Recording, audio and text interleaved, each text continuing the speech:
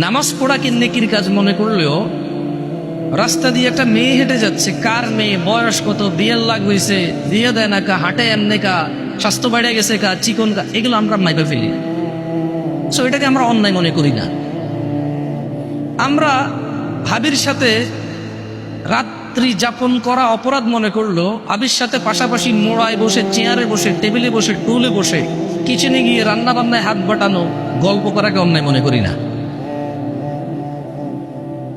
আমরা ভাবির সাথে রাত্রি যাপনকে অন্যায় মনে করলেও পরীক্ষায় পাশ করে এসে ভাবিকে আমজা করে ধরে ভাবি পাশ করছি বলাকে অন্যায় মনে করি না। বুঝাইতে পারিনি? আমরা এগুলো অন্যায় মনে করি না এখন আর। সব মানুষ চেঞ্জ হয়েছে। এখানে আবার ইবাদত মানুষ ভিন্নভাবে নিয়ে নিছে। এক গ্রুপ মনে করতেছে যে এটা বড় লোকের, আরেক গ্রুপ মনে করতেছে এটা গরিবের। ইবাদতকেও তারতম্য নিয়ে চলে আসছে। মানে যখন আপনি এর আসলে ডিফারেন্ট উদাহরণ দেওয়া যেতে পারে, তবে এটা একটু খারাপের দিকেও চলে যেতে পারে, আপনারা মাইন্ডও নিতে পারেন। এটাকে আমি লিভ করলাম। এমনিতে আমার এই দেশের কথাবার্তা বলার আন্দাজ ভালো না। আমি এখানকার বিহেভিয়র, এখানকার যে ন্যাচারাল বিহেভিয়র আছে, বাচ্চাদের যে আদব কায়দা আছে, মানে আমাদের এলাকাকৃত আর কি, আমি বলবো না যে আমি বেয়াদব, এটা বলবো না, তবে আঞ্চলিক আদব আমার ভিতরে কম। তো এই জন্য চেষ্টা করতেছি অনেক কিছু বলা থেকে নিরত থাকতে। তো মানুষ ইবাদত করে জান্নাতের জন্য, মানুষ অপরাধ থেকে দূরে থাকে জাহান্নাম থেকে বাঁচার জন্য। কিছু মানুষের মাথায় এটা ঢুকে গেছে, সারাদিন ইবাদত করলে হবে, পয়সা করেও কামাই করতে হবে।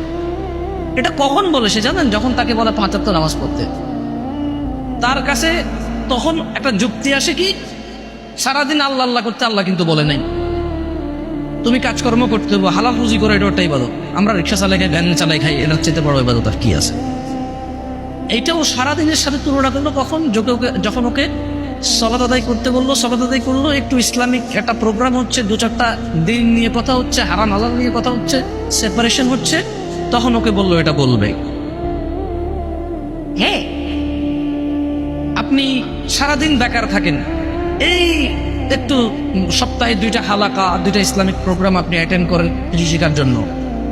আপনি বন্ধু বান্ধবের সাথে যান, ক্রিকেট খেলেন, ফুটবল খেলেন, আপনি গেমস খেলেন, আপনি আড্ডা দেন, আপনি প্রেম করেন, আপনি বেড়াইতে যান, সব উদাহরণ আসবে না। আপনার মা আপনাকে উদাহরণ দেবে, কাম কাজ তো নয়, খালি ওই আল্লাহ বিল্লাহ করলে চলবে না, তোমার ঘরে খানা আসবে। আল্লাহ খালি আল্লাহর ইবাদত নিয়ে পড়ে থাকতে বলে নাই, কাম কাজও করতে বলছে। ওই পোলা কিন্তু সারাদিন ইবাদত করে না, কিন্তু সপ্তাহে 2টা প্রোগ্রাম অনলি অ্যাটেন্ড করে। ওর মায়ের কাছে মনে হচ্ছে, ওর বাপের কাছে মনে হচ্ছে ও সারাদিন আল্লাহ আল্লাহ করে, কোনো কাজ করে না, আর আল্লাহ আল্লাহ না করার কারণে সে কাজ করে না। এভাবে মানুষের মাথা এখন চেঞ্জ হচ্ছে।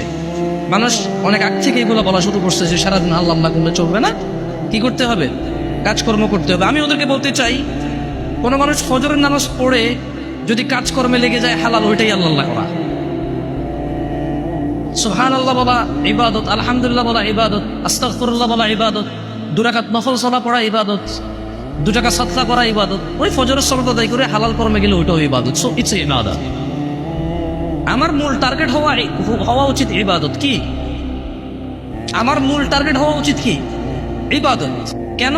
ইবাদত করলে আমার নেকির পাল্লা ভারী হবে, আল্লাহর সাথে আমার সম্পর্ক গাঢ় হবে, আল্লাহর সাথে আমি ক্লোজ হব, অপরাধ প্রবণতা কমে আসবে আমার। সো আমার উচিত হচ্ছে টার্গেট নেওয়া, ইবাদত করা। এবং যখন যে অবস্থায় আছি সেই অবস্থায় যে অ্যাভেলেবেল ইবাদত আছে সেটাকে করা, যেটা আমার জন্য বেটার সেটা করা। যে এগুলো কথা বলছিলাম কেন, মানুষ আসলে তার ইবাদত দিয়েও যে জান্নাতে যাবে, আর তার অপরাধ এড়িয়ে চলা থেকেও যে মানুষ জাহান্নাম থেকে মুক্তি পাবে তা নয়। মানুষকে আল্লাহ ক্ষমা করলেই মানুষ জান্নাত পাবে, মানুষকে আল্লাহ দয়া করলেই মানুষ জান্নাত পাবে।